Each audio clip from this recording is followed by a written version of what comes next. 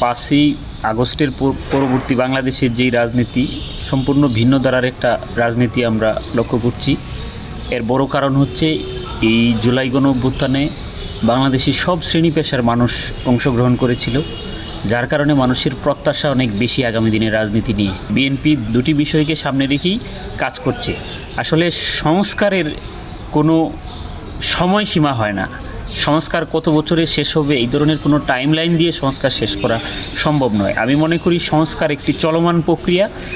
এই সংস্কার, এখন যে সংস্কারের প্রক্রিয়াটি নিয়ে কথা হচ্ছে, আপনি যদি লক্ষ্য করে দেখেন, প্রথম বাংলাদেশে লিখিত আকারে 2023 সালে বিএনপি প্রথম 31 দফা নামে রাষ্ট্র মেরামতের একটি রূপরেখা, অর্থাৎ একটা রাজনৈতিক সংস্কারের প্রস্তাব দেশবাসীর সামনে উপস্থাপন করেছিল।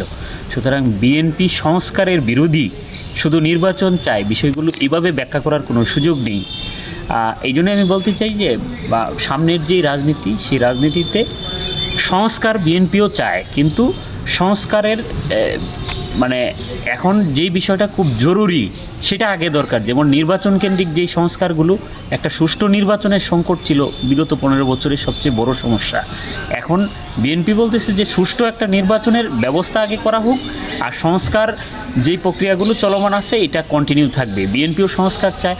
বেসিক যেই সংস্কারগুলো দেখবেন, এবং এই সরকারের যেই কতগুলো কমিশন গঠন করা হয়েছে, যেমন নির্বাচন সংস্কার কমিশন, সংবিধান সংস্কার কমিশন, এই ধরনের কমিশনগুলো, সংস্কারের যে কমিশনগুলো হয়েছে, এগুলো নিয়ে কিন্তু এই 5 তারিখের আগেই বিএনপির প্রস্তাব ছিল যে বিএনপি যদি দেশ পরিচালনার সুযোগ পায় এই সংস্কারগুলোতে হাত দিবে। বিএনপি সংস্কারের বিরোধী নয়, বরং সংস্কারের পক্ষে, কিন্তু ধারাবাহিকভাবে এটা এগিয়ে যাবে।